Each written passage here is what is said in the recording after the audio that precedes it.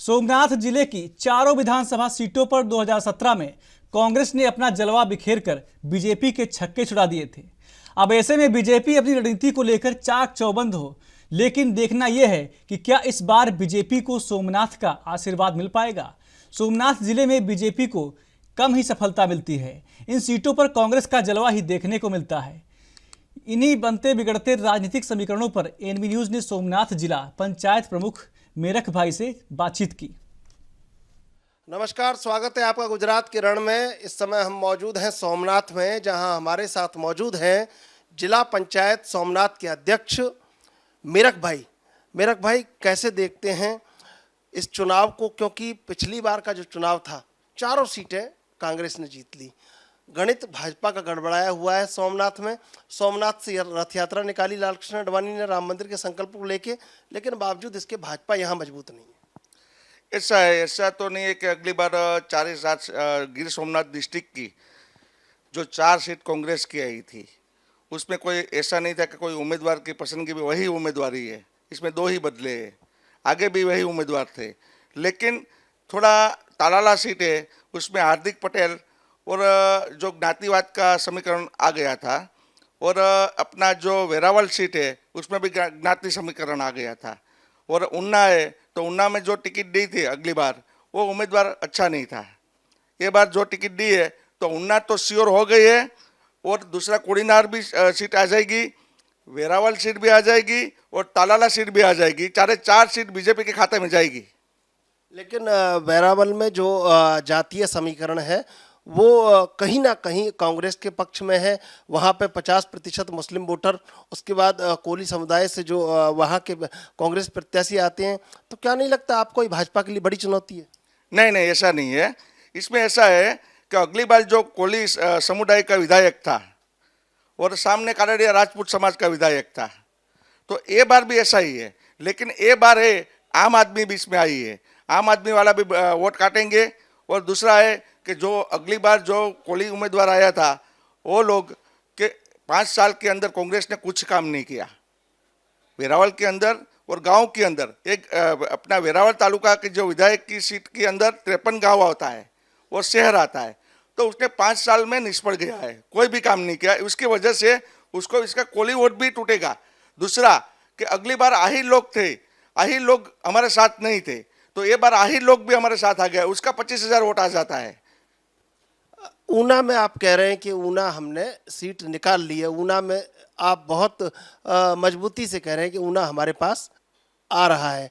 क्या बड़ा कारण है ऊना आपको इतना मजबूत लग रहा है? ऊना में ऐसा है कि जो केसी राठौड़ को अभी विधायक की टिकट दी है, अगली बार हरिभाई को टिकट दी थी, उसका केसी भाई राठौड़ का काम ऐसा है कि ऊना के अंदर नगरपालिका, अपनी नगरपालिका आज वो 20 साल से चला रहा है। उसका काम भी अच्छा है और लोगों के बीच में रहता है, हर लोग का काम करता है, लोगों को परेशान नहीं करता है। कांग्रेस की सीट वहाँ ज़्यादा रही है। आज़ादी के बाद एक बार बीजेपी आई थी, वो भी वही उम्मीदवार था, अभी खड़ा है वही, और आज भी उसको रखा है। बीच में एक कैंडिडेट बदला था, वो उसको 4,000 वोट से अगली बार हार गया था। उसका कोई काम इतना नहीं कर रहा था। मेरख भाई, पिछली बार आंदोलन भी था और इसका बड़ा असर चुनाव पर पड़ा।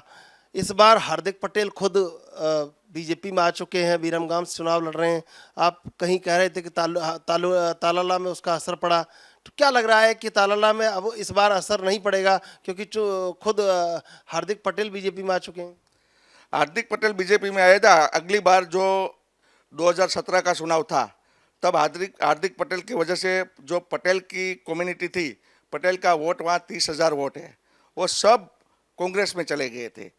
और वेरावल में कोली लोग को टिकट दी थी, उसका भी सेटलमेंट से कांग्रेस वाले ने सेटलमेंट करके वहाँ भी कांग्रेस वाले को टिकट दी थी, अपना आहिर लोग को। तो दोनों ने सेटलमेंट करके ये सीट में भी कोली का लोग वोट था, वो भी वहाँ चला गया था, उसकी वजह से हारे थे। ये बार तालाला सीट में ऐसा फायदा है, जो कोली का वोट है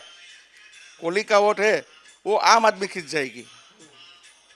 हम बैरावल जब बंदरगाह पे गए तो वहाँ पर बीजेपी के बहुत झंडे लगे थे। कहीं ना कहीं एक संकेत था कि झंडों की जो संख्या बढ़ी है, वो कहीं ना कहीं इस बार सोमनाथ में बीजेपी परिपक्व होने वाली है। पहले तो मैं वेरावल की जनता का आभार मानता हूँ। इसमें ऐसा है कि जो 92 में यहाँ से सोमनाथ से अयोध्या की रथ यात्रा निकाली थी अडवाणी जी ने, तब से मेरे हिसाब से तो ऐसा सोचना चाहिए कि वेरावल की सीट बीजेपी के पास ही रहना चाहिए, क्योंकि बीजेपी का विकास पूरा देश में हुआ है, सोमनाथ से ही हुआ है। और वेरावल की बात आप करते हो तो जो मछुआरा है खारवा लोग, उसका भी 39,000 वोट है, बराबर। तो वो लोग भी बीजेपी के साथ ही है साथ। यही बात तो मैं आपसे कह रहा था कि ये टीस बीजेपी को होनी चाहिए कि यहीं से सोमनाथ से बीजेपी निकल के रथ यात्रा निकालती है और राम मंदिर अयोध्या तक पहुंचती है और पूरे देश में परिपक्व होती है और केंद्र में आज दूसरा कार्यकाल है। लेकिन सोमनाथ में बीजेपी उतनी मजबूत नहीं है और इस बार उम्मीदें लगाए हुए हैं। हम सौराष्ट्र में बैठे हैं, सौराष्ट्र में भी कहीं ना कहीं कांग्रेस दाव खेलती रही है। पिछले 3 चुनावों को देखें उसमें ऐसा है, ज्ञाति का समीकरणों की वजह से टिकट में जो आगे पीछे होता है। लेकिन ये बात तो मैं 100% बोलता हूँ कि गिर सोमनाथ डिस्ट्रिक्ट की वेरावल की जो विधायक की सीट है सोमनाथ की, वो 110% बीजेपी की आएगी, क्योंकि युवा नेता है मानसिंह परमार डिस्ट्रिक्ट का प्रेसिडेंट भी है और उसने काम भी बहुत किया है। यहाँ जातिवाद ये बात नहीं चलेगी कोई।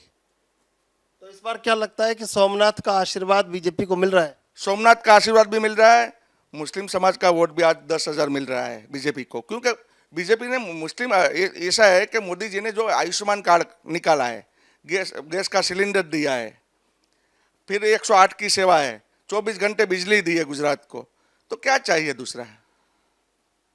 कहीं ना कहीं प्रधानमंत्री स्वयं सोमनाथ आए थे, आशीर्वाद लिया था, लेकिन पिछले चुनाव में 4 सीटें चली गई थी बीजेपी के हाथ से।